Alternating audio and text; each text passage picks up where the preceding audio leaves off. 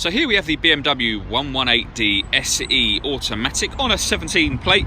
I'm going to start off by showing you around the outside of the car, and then we'll hop in and run through some controls on the inside. But from the outside, you can see it's a 5-door car with alloy wheels. Let's start off inside the boot and then work our way around the rest of the car from there.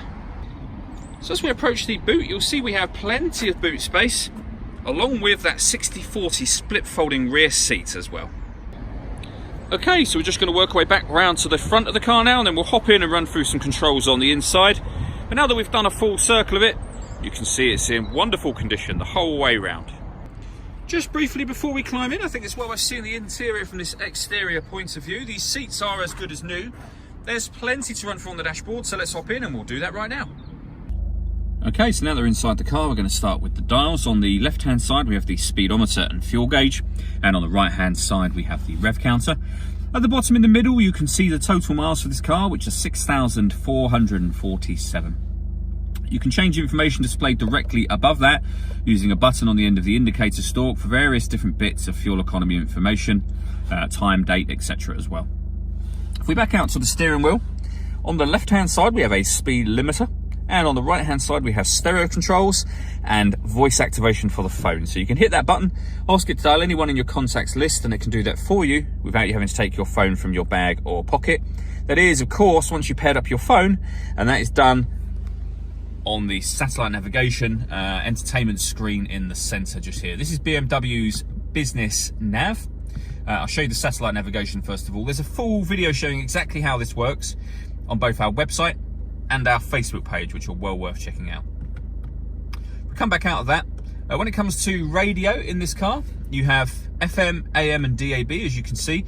All of these movements that I'm making, they're all being done using the iDrive system, which is essentially this dial. So you can twist this around, it pushes down, it moves to the right, to the left, up and down as well, which becomes useful within certain menus.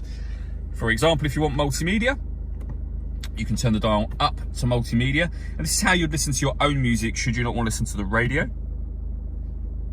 You have a CD player, as you can see, and then you have external devices, so devices that you can plug in, which are USB.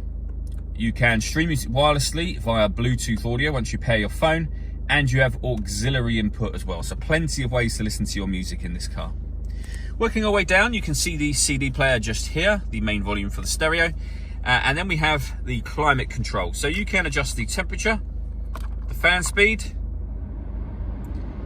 When you're happy with those settings, you can determine where you'd like the air to be distributed. You can either then turn the air conditioning on with that button, or you can hit auto, and the car will now maintain 22 degrees by taking control of the fan speed for you. You can override that anytime you wish to. You can either press the auto button, or you can override it by readjusting the fans to whatever level you want them to be on. Below that, we have 2 cup holders and a 12-volt charging socket underneath here, the fully automatic gearbox, and then we have these buttons just here. So this one turns off the traction control first of all.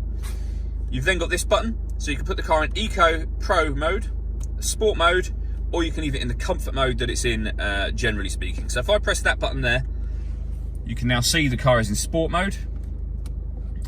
You can, as I say, go back to Comfort, which is your everyday driving, or Eco Pro as well. All that leaves me to say is thank you for taking the time to watch this video. If you'd like to come and see the car in person and have a test drive, please feel free to call any of our MJA sites. We'd love to hear from you soon.